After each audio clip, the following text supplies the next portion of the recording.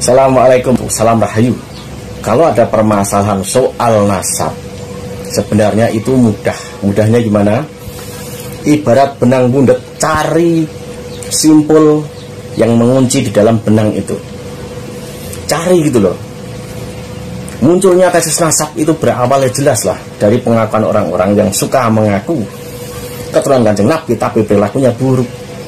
Kalau belum makomnya orang alim, jangan sembarangan ngaku aneh ini turunan Nabi, aneh ini turunan Kanjeng Nabi Muhammad misalkan. Nggak boleh semacam itu.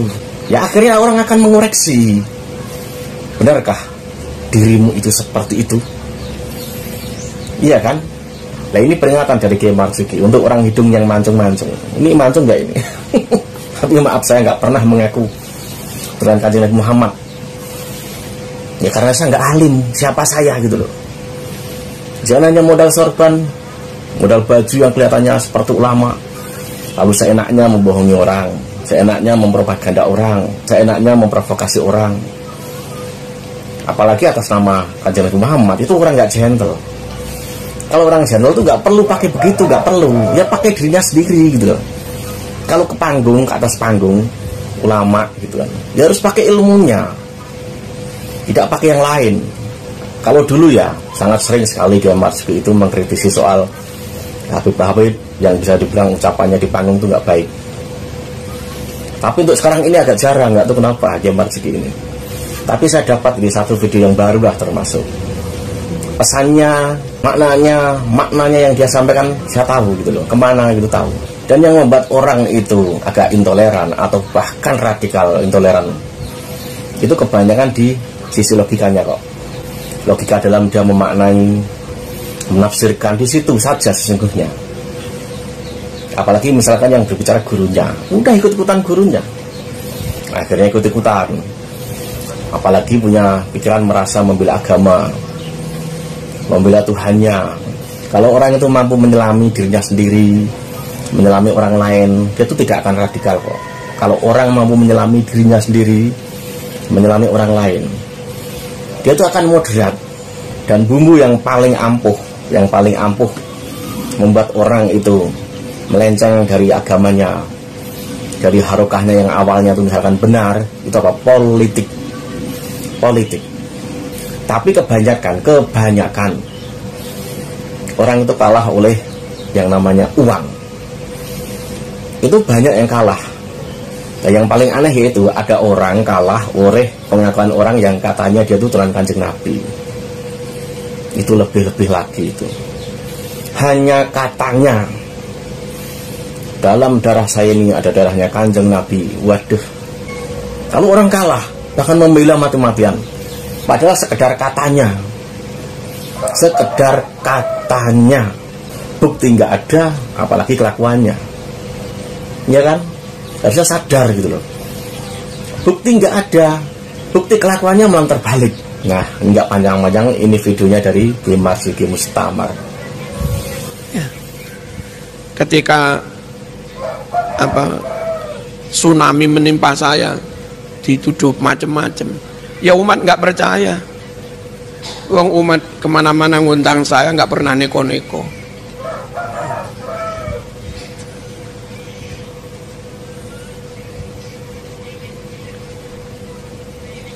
Wa kama alimti Syama'ili, Anda tahu kan Syama'ili karakterku.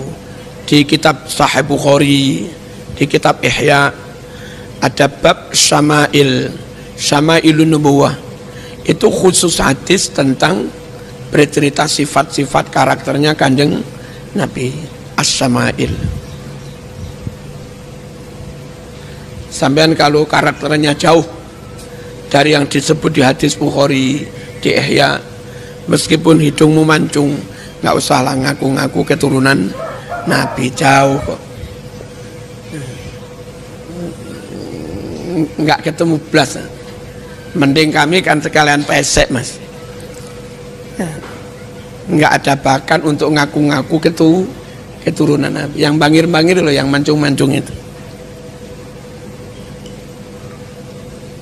Sekarang lagi musim bermodal hidung mancung, terus belajar dikit-dikit ya khair.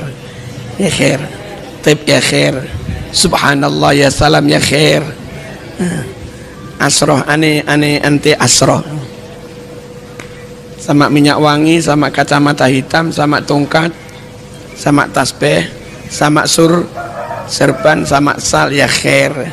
Jadi sudah. Ahlan akhi ukhti.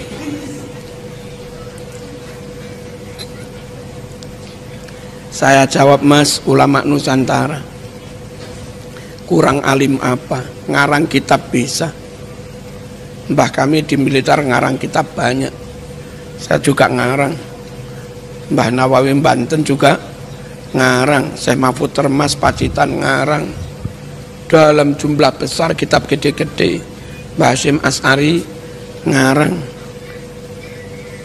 Hari-hari baca kitab. Kitab berlemari-lemari dia pahami tanpa bantuan kamus. Artinya Tharawat Lughawiyah Arabiyah, perbendaharaan kata bahasa Arab itu ribuan. Itu loh Mas, ketemu tamu monggo pinara sami wilujeng nggih mangga. Gitu. Mangga dahar. Ya kalau Sunda itu mangga dahar. Kalau mentura engki nyatore lengki pada saiki, padahal kitabnya berlemari-lemari bisa baca tanpa bantuan kamus. Ngarang kitab Arab juga bisa, tapi nggak perlu ya ta'arrab, nggak perlu kemarap. Nah sekarang nggak pernah kuliah di BSA, nggak hafal nahwu sorof, bermodal penampilan terus sedikit-sedikit akhi ukhti kif ya salam ya khair. Jadi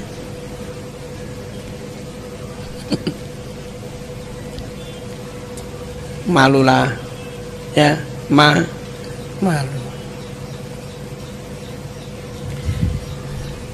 Lebih kacau lagi, kadang hanya kedok dan mungkin nggak 1-2 orang yang kedok. Saya tempo hari ngaji di lapas Surabaya itu, apa itu? Sebelum terminal itu. Penjara apa itu?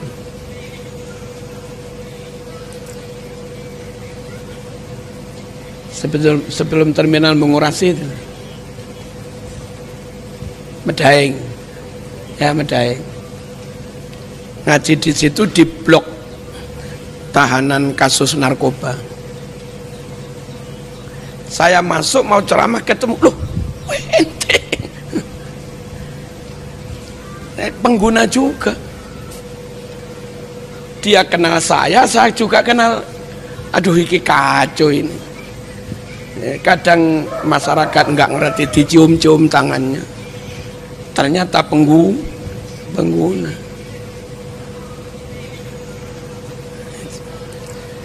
Banyak tipu-tipu. Supaya nggak tipu-tipu, kalau zaman hormat guru MI, emang itu asli gurumu. Kalau zaman ekrom pada guru TPQ, guru diniyah, memang itu gurumu.